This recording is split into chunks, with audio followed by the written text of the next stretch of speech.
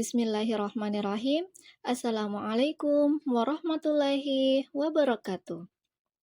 Pada pembelajaran kali ini, kami akan membahas tentang pengembangan pembelajaran PAI berbasis Deep Learning di jenjang SD, SMP, dan SMA. Sebagai bagian dari tugas mata kuliah pengembangan pembelajaran PAI berbasis IT. Dalam hal ini, dosen pengampu Bapak Dr. Muhammad Saleh, MPD. Kami dari kelompok 9 beranggotakan 2 orang, saya sendiri, Syarifah Mutmainnah Alwi, dan rekan saya, Saudari Ummu Kalsum. Ya, sekarang ini, teknologi digital berkembang sangat cepat dan membawa banyak perubahan di dunia pendidikan. Dalam situasi ini, pelajaran pendidikan agama Islam juga menghadapi tantangan. Banyak siswa mengalami masalah seperti krisis moral dan spiritual. Misalnya bersikap tidak toleran, menyalahgunakan media sosial, dan kurang peduli dengan orang lain. Pembelajaran PAI di Indonesia sangat penting karena membantu siswa membentuk karakter dan memberikan pengetahuan agama yang berguna untuk kehidupan sehari-hari. Seiring dengan perkembangan teknologi, muncul ide untuk menggabungkan teknologi ke dalam proses belajar PAI. Salah satu teknologi yang bisa membantu meningkatkan kualitas belajar adalah deep learning, yaitu bagian dari kecerdasan buatan atau AI. Ada 4 poin penting yang akan kami bahas. Yang pertama, konsep deep learning dalam pembelajaran PAI, strategi pengembangan pembelajaran PAI berbasis deep learning di setiap jenjang. Nah, yang ini akan dibahas oleh Saudari Ummu Kalsum. Dan yang ketiga, tantangan dan solusi implementasi. Dan yang keempat, implikasi pengembangan dan kontribusi ilmiah. Langsung saja kepada Saudari Ummu Kalsum, saya persilahkan. Assalamualaikum warahmatullahi wabarakatuh. Salam sejahtera bagi kita semua. Pada kesempatan kali ini, kita akan membahas tentang konsep deep learning dalam pembelajaran PAI. Dalam pembelajaran PAI, pendekatan pembelajaran yang sangat penting dan relevan untuk meningkatkan pemahaman kita dalam pendidikan agama Islam, yaitu dengan pendekatan deep learning atau pembelajaran mendalam. Pendekatan ini tidak hanya mengajak kita untuk menghafal dan mengingat materi, tetapi lebih menekankan pada pemahaman yang lebih mendalam, refleksi nilai-nilai keislaman, serta penerapan langsung dalam kehidupan sehari-hari. Dengan memahami konsep deep learning, diharapkan pembelajaran PAI bisa lebih bermakna dan berdampak nyata dalam membentuk karakter dan kepribadian kita sebagai insan muslim yang taat dan berakhlak mulia. Mari kita kupas bersama-sama aspek-aspek penting dalam penerapan deep learning pada pembelajaran pendidikan agama Islam. Yang pertama yaitu pemahaman mendalam terhadap konsep agama. Deep learning atau pembelajaran mendalam dalam pembelajaran PAI mendorong kita untuk tidak hanya sekedar tahu, tetapi juga menyelami makna mendalam dari ajaran agama Islam.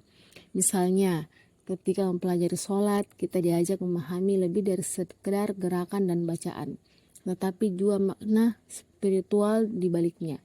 Bagaimana salat itu menghubungkan kita dengan Allah dan membentuk disiplin hidup dengan begitu.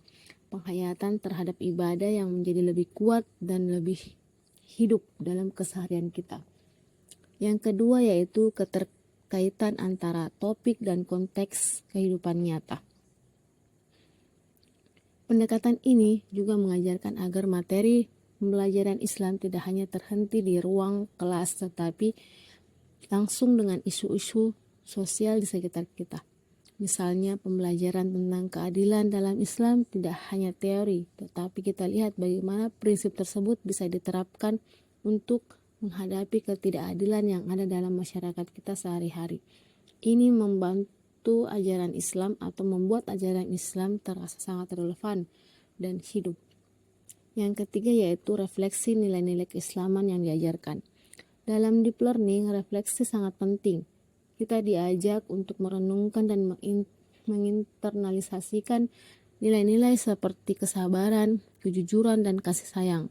Sehingga bukan hanya hafalan teks saja, tetapi menjadi bagian dari karakter dan perilaku kita sehari-hari.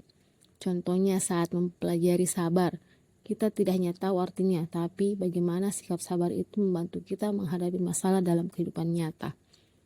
Yang keempat yaitu aplikasi langsung dalam bentuk tindakan nyata. Tidak cukup hanya paham, deep learning juga menekankan pentingnya penerapan nilai-nilai agama dan tindakan nyata. Setelah belajar tentang zakat, misalnya kita diajak ikut berpartisipasi dalam kegiatan amal, seperti pengumpulan zakat atau membantu sesama. Dengan cara ini, pembelajaran menjadi pengalaman yang bermakna dan memberikan manfaat langsung bagi masyarakat. Yang kelima yaitu pembangunan karakter spiritual dan sosial. Deep learning juga membantu karakter kita, baik secara spiritual maupun sosial. Spiritualitas kita tumbuh menjadi atau melalui penghayatan ibadah dan kesadaran akan nilai agama. Sementara karakter sosial terbentuk melalui sikap saling menghormati, peduli, dan berkontribusi dalam masyarakat. Kegiatan sosial di luar kelas seperti membantu sesama atau berbagi merupakan bagian dari proses ini. Yang keenam yaitu peran aktif peserta didik dan kolaborasi dalam diskusi. Pendekatan ini menuntut kita sebagai peserta didik untuk aktif dan terlibat, bukan hanya pasif mendengarkan melalui diskusi dan tanya jawab, tetapi kita bisa mengembangkan pemikiran, saling bertukar pandangan, dan memperluas wawasan tentang ajaran Islam. Diskusi ini juga memperkuat rasa tanggung jawab dan berkebersamaan dan saling memahami antar teman sekelas. Yang terakhir yaitu yang ketujuh, keterlibatan emosional dalam memahami ajaran Islam. Terakhir, deep learning menekankan pentingnya keterlibatan emosi agar pembelajaran menjadi lebih hidup dan melekat dalam ingatan. Misalnya dengan berbagi pengalaman pribadi tentang bagaimana nilai sabar membantu kita menghadapi kesulitan, bagaimana ajaran agama menjadi lebih bermakna dan terasa dekat dengan kehidupan kita sehari-hari. Pada video kali ini kita akan membahas tentang bagaimana strategi pengembangan pembelajaran PAI berbasis deep learning ini diterapkan di setiap jenjang, yaitu jenjang sekolah dasar, sekolah menengah pertama, dan sekolah menengah atas. Mari kita simak bersama. Dalam pembelajaran pendidikan agama Islam, pendekatan deep learning menawarkan metode yang efektif untuk membangun pemahaman dan internalisasi nilai-nilai agama secara mendalam. Namun, strategi pengembangannya perlu disesuaikan dengan karakteristik perkembangan peserta didik pada setiap jenjang pendidikan. Strategi yang pertama yaitu strategi di jenjang sekolah dasar atau SD. Pada jenjang SD, anak-anak belajar banyak melalui imajinasi dan pengalaman langsung. Oleh karena itu, pembelajaran PAI berbasis deep learning ini sangat bermanfaat dan memanfaatkan media cerita Islami interaktif yang bisa mengenali ekspresi wajah dan suara siswa. Teknologi ini membantu memberikan respon yang tepat seperti pertanyaan reflektif atau pengulangan visualisasi agar pemahaman anak semakin kuat. Beberapa metode yang dapat diterapkan meliputi yaitu yang pertama cerita Islami bermakna seperti pembelajaran tentang kisah Nabi dan sahabat-sahabat. Yang kedua yaitu praktik langsung seperti belajar sholat, doa-doa harian, serta adab dan permainan edukatif. Yang ketiga yaitu pembiasaan nilai-nilai Islam dalam kegiatan sehari-hari di sekolah. Yang keempat yaitu refleksi sederhana, misalnya menuliskan pengalaman melakukan kebaikan. Dengan cara ini, anak-anak tidak hanya melihat ajaran Islam sebagai kewajiban, tetapi sebagai bagian hidup yang menyenangkan dan bermakna. Yang kedua yaitu strategi di jenjang sekolah menengah pertama atau SMP. SMP adalah masa ketika siswa mulai berpikir lebih abstrak. Oleh sebab itu, pembelajaran PAI berbasis konten adaptif sangat tepat diterapkan. Teknologi ini dapat menganalisis hasil kuis dan interaksi belajar siswa untuk menyesuaikan materi sesuai kebutuhan individual mereka. Strategi pembelajaran yang efektif diterapkan di SMP antara lain yaitu pertama diskusi kelompok yang membahas kasus sosial dan moral sehari-hari. Yang kedua yaitu penggunaan media interaktif dan video edukatif untuk memperkaya pengalaman belajar. Yang ketiga, proyek sederhana berbasis Islam, misalnya kegiatan sosial di lingkungan sekitar. Dan keempat, menulis jurnal reflektif tentang pengalaman, memperhatikan sikap jujur, tolong-menolong, dan bertanggung jawab. Pendekatan ini membantu identitas remaja yang kuat serta menguatkan nilai-nilai agama secara kontekstual.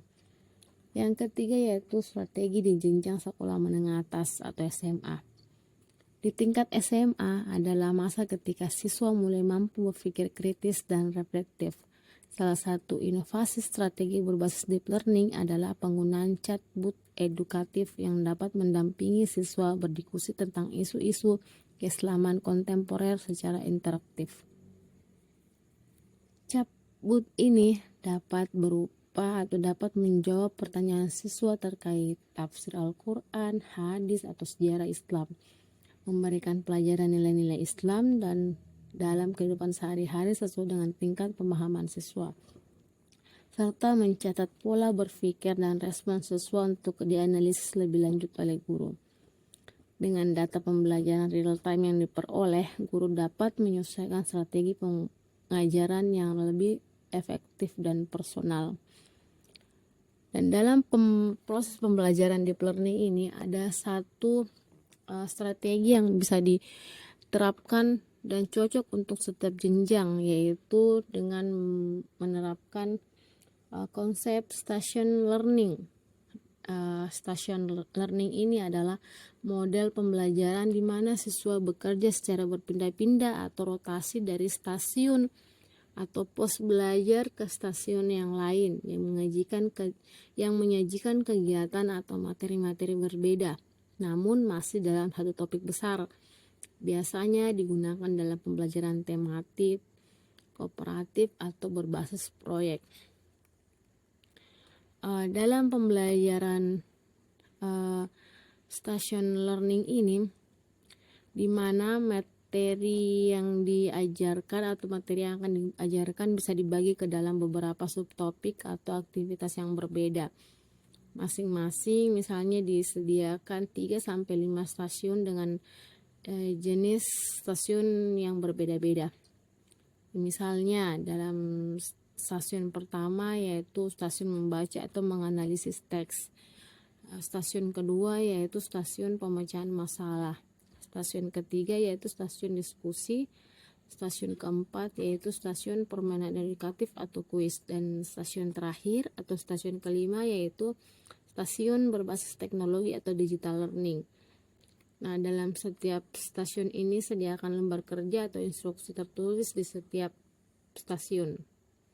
Dan kemudian siswa dibagi menjadi beberapa kelompok kecil 3-6 orang. Dengan setiap kelompok memulai dari stasiun yang berbeda-beda. Dan dapat dilaksanakan minimal 10-15 menit. Demikian pemaparan saya. Selanjutnya saya serahkan ke rekan saya. Terima kasih atas perhatiannya.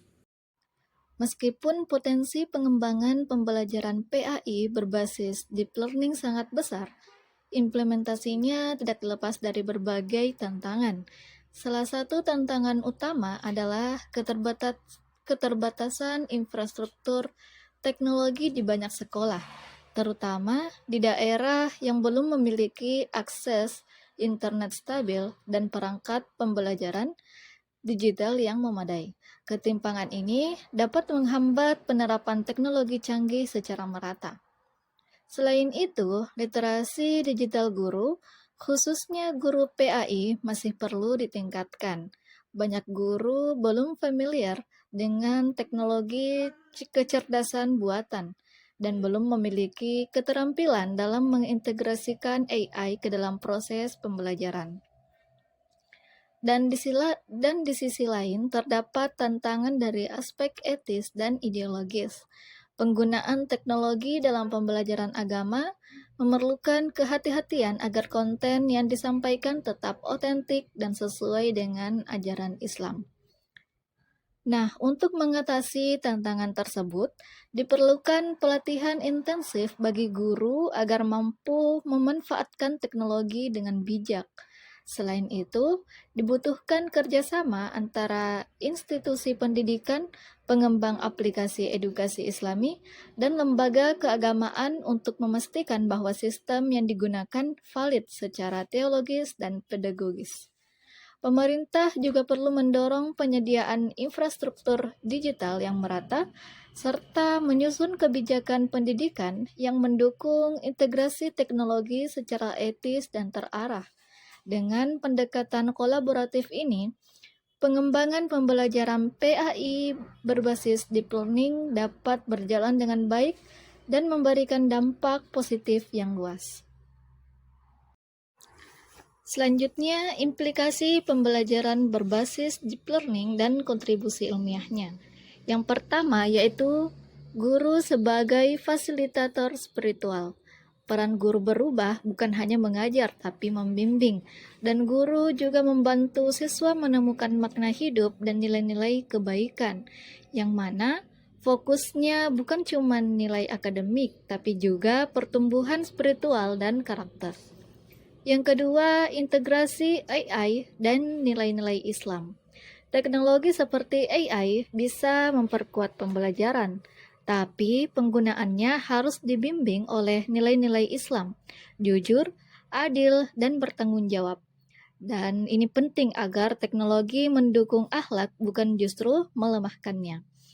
Yang ketiga, pembelajaran lebih personal, reflektif, dan adaptif.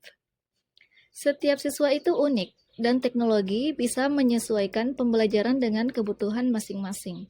Siswa diajak berpikir lebih dalam, bukan sekadar menghafal. Mereka belajar mengenal diri, berpikir kritis, dan berkembang sesuai potensinya. Dan yang terakhir, sekolah sebagai pusat pembentukan karakter digital. Ya, sekolah kini tidak hanya tempat belajar, tapi tempat membentuk kepribadian digital. Siswa dibimbing agar cakap menggunakan teknologi secara bijak dan bertanggung jawab. Mereka diajarkan etika digital, sopan santun, dan cara berpikir sehat di dunia maya. Demikianlah pembahasan materi dari kami. Semoga apa yang kami sampaikan dapat bermanfaat bagi kita semua. Saya Syarifah Mutmainah Alwi dan saudari Ummu Kalsum mengucapkan terima kasih, dan jika ada kekurangan mohon dimaafkan karena kesempurnaan sungguh hanyalah milik Allah Subhanahu wa Ta'ala. Wassalamualaikum warahmatullahi wabarakatuh.